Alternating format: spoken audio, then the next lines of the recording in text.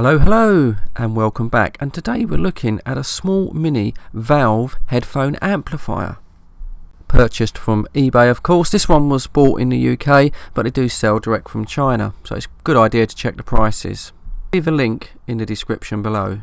Okay, we'll do a quick unboxing because I know you guys like that kind of thing. Now look at the compliments card that you get. Knob sound. Yeah, I know it's not getting off to a good start. I mean, you know, these Chinese companies, you'd think that someone in the PR department would speak English and actually check these things out. However, despite the card, everything does seem nicely packed in the box. So what do you get? Well, you get a power supply here with a standard UK adapter, and then you've got the module itself. Made out of solid aluminium with quite a large sort of aluminium frontage, which I imagine is probably something to do with a heat sink. And then you've got the little glass valves themselves, once again very nicely packed. Now, you know, at this stage I know very little about valves, very little, and I was a bit apprehensive that these actually may be even fake, but they do seem to appear to be real valves. There definitely has, you know, heaters and everything inside, as you'd expect, so you guys probably know more about these than me.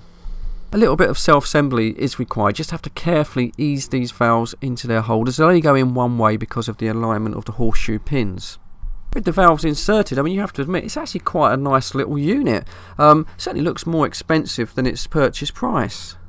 Very minimalistic, just an in and an out socket on the front. Would have preferred that on the back, I'll show that later on. And a stepped volume control. On the rear of the unit, you have the jack for the 6-volt input and a simple power button. So let's get right down to the money spinner, because it is the valves that make the unit attractive, and yet they've got the obligatory blue LEDs that light them up, but actually they look really quite nice. You can see the heaters lighting up as well, and certainly with the lights off I'd say they're almost, you know, quite sexy. I'm quite a sucker for this kind of thing. Connectivity is 3.5mm jack, so you're going to need a cable for that. Yeah, you get these quite cheap off eBay, no problem at all. Shame they didn't include one in the box though. Now, you can plug this amplifier into any headphone socket, of course, and you might simply plug it into your phone. But you've got to think about this for a minute, because if you do use the headphone socket in your phone or any other device, all you're going to do is make the noise louder, because you're just amplifying the built-in headphone amplifier in your phone or device.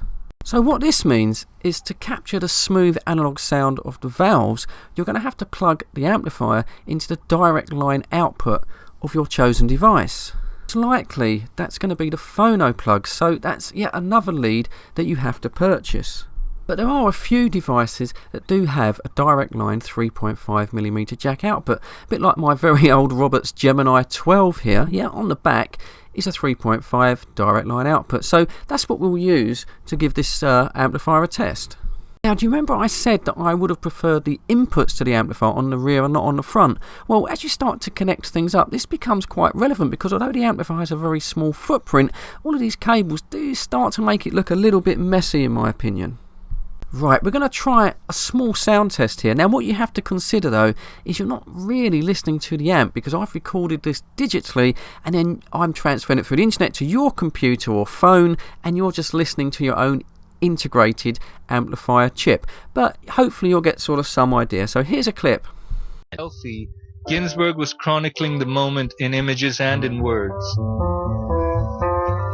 On the way to Delhi, he saw the remains of a man killed under the wheels of a train. He took a snapshot with his Leica of the severed foot, the naked soul facing upwards, the hand clenched on a truncated arm.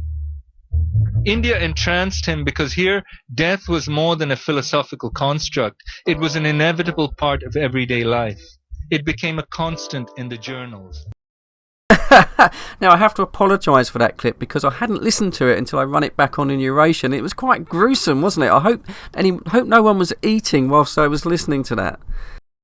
Now, as I explained, difficult to get the sound quality across, but you know, to my ears, the sound quality is pretty good. I mean, it's very, you know, it's very mellow, it's quite bassy, and it certainly goes very loud. I mean, if you've got, for example, maybe your phone, you know, the headphone socket doesn't go particularly loud like they don't nowadays. Well, this will certainly increase the volume, but to get the best out of the amplifier, you do need to use it on a connection on a line out.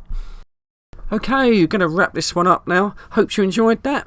Anyway, just like to say, as always, cheers, thanks for watching, and I'll catch you all on the next one.